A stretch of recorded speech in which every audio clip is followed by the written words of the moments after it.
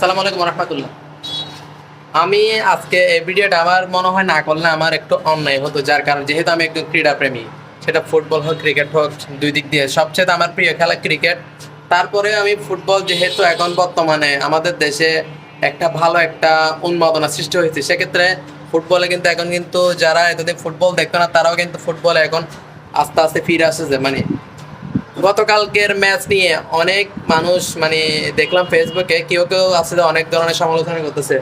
আরে ভাই, আপনি তো সমালোচনা করেন, আপনি ক্রিকেটের অবস্থা দেখেন। ক্রিকেট আমাদের চাইতে অনেক নিচু লেভেলের দল ইউনাইটেড আরব আমিরাত এবং ইউএসএ, যারা নতুন নতুন মাত্র ক্রিকেট আছে তাদের কাছে আমরা হাসি, তাতে আপনাদের লজ্জা লাগে নাই?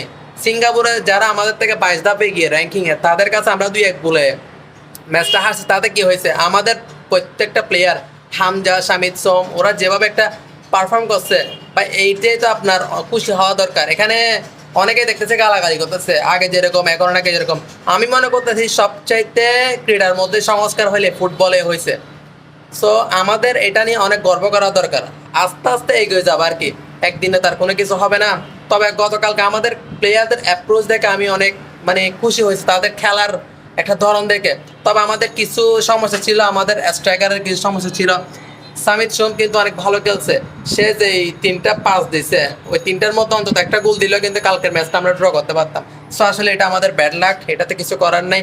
আসলে ভাই, যারা খেলাধুলা নিয়ে সমালোচনা করেন, আপনাদের উদ্দেশ্যে একটা কথা বলি ভাই, আমরা ক্রীড়াপ্রেমী যারা আছে, আমরা হতাশ হইতে হইতে দিনের পর দিন এটা আমাদের অভ্যাস হয়ে গেছে। সো এখন ফুটবল নিয়ে এত হতাশা প্রকাশ করার কিছু নাই।